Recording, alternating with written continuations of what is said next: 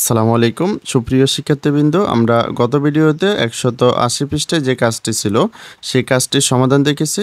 এই ভিডিওতে আমরা উদাহরণ 5-এ যে প্রশ্নটি রয়েছে এই প্রশ্নটির সমাধান দেখব। এখানে আমাদের বলা হয়েছে প্রমাণ করো যে tan θ প্লাস cot θ সমান sec θ ইন্টু cosec θ। অর্থাৎ এখানে আমাদের বলা হয়েছে আমাদের এখানে সমানের বাম পাশে যে অংশটি রয়েছে আমরা এই অংশটি সমাধান করে আমাদের সমানের ডান পাশে যে অংশটি রয়েছে এই অংশটি আমাদের প্রমাণ করতে হবে। আর আমাদের যেহেতু বলা হয়েছে প্রমাণ করো যে, তাই আমরা এই প্রশ্নটি সমাধানের শুরুতে লিখব বামপক্ষ।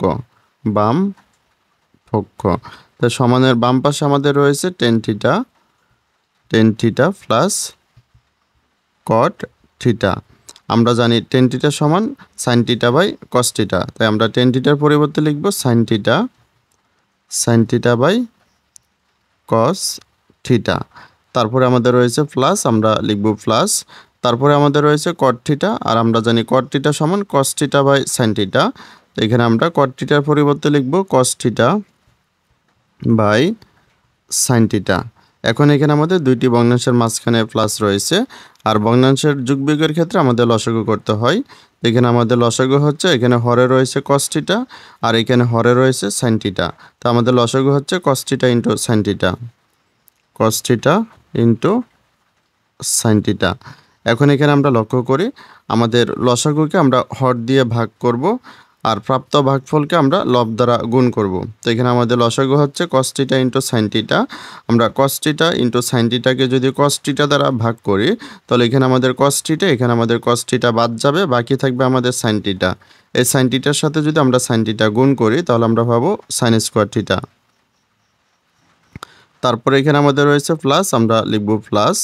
এখন আমরা এখানে cos θ ইন্টু sin θকে এই sin θ দ্বারা ভাগ করব। cos θ ইন্টু sin θকে যদি sin θ দ্বারা ভাগ করা হয় তাহলে sin θ বাদ যাবে, আমাদের বাকি থাকলো cos θ। এই cos θকে যদি আমরা cos θ দ্বারা গুণ করি তাহলে আমরা পাবো cos স্কয়ার θ। তারপরে এখানে আমরা লক্ষ্য করি এখানে আমাদের হরে রয়েছে cos θ ইন্টু sin θ, আমরা লিখলাম cos θ ইন্টু sin θ। আর আমাদের লবে রয়েছে sin square θ plus cos square θ, আর আমরা জানি sin square θ plus cos square theta সমান 1। তো আমরা sin square θ plus cos square থিটার পরিবর্তে এখানে লিখলাম 1। তারপরে এখানে আমরা লিখতে পারি এখানে আমাদের রয়েছে 1 বাই cos θ ইন্টু sin θ, এটিকে আমরা এইভাবে লিখতে পারি 1 by cos θ into 1 by sin θ। এখানে আমরা 1 আর 1 যদি গুণ করি তাহলে আমাদের পুনরায় 1 মিলে যাচ্ছে, আর আমাদের নিচে রয়েছে cos θ sin θ। এখানে যদি আমরা cos θ আর sin θ গুণ করি তাহলে আমরা আগের লাইনটি ফেরত পাচ্ছি। তাই এখানে আমরা লিখতে পারি আমরা 1 বাই cos θ সমান জানি sec θ, অর্থাৎ আমরা এখানে লিখতে পারি 1 বাই cos θ পরিবর্তে লিখতে পারি sec θ, কারণ আমাদের sec θ সূত্রটি ছিল sec θ সমান 1 বাই cos θ। তাই আমরা 1 বাই cos θ পরিবর্তে লিখব sec θ। আর আমরা 1 বাই sin θ পরিবর্তে লিখতে পারি cosec θ, কারণ আমরা জানি cosec θ সমান 1 বাই sin θ। তো এখানে আমরা 1 বাই sin θ পরিবর্তে লিখব cosec θ। আর আমাদের বাম পাশে tan θ প্লাস cot θ ছিল, কিন্তু ডান পাশে প্রমাণ করতে বলছিল sec θ ইন্টু cosec θ, যেটা আমরা প্রমাণ করেছি। তো এখানে আমরা লিখতে পারি সমান ডান পক্ষ।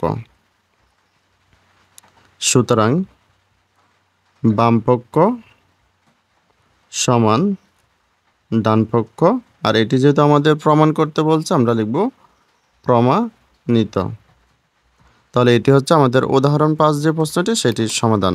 শিক্ষার্থীবৃন্দ, তোমাদের কাছে ভিডিওটি যদি ভালো লাগে অবশ্যই লাইক কমেন্ট শেয়ার করে পাশে থাকবে। সকলকে অসংখ্য ধন্যবাদ।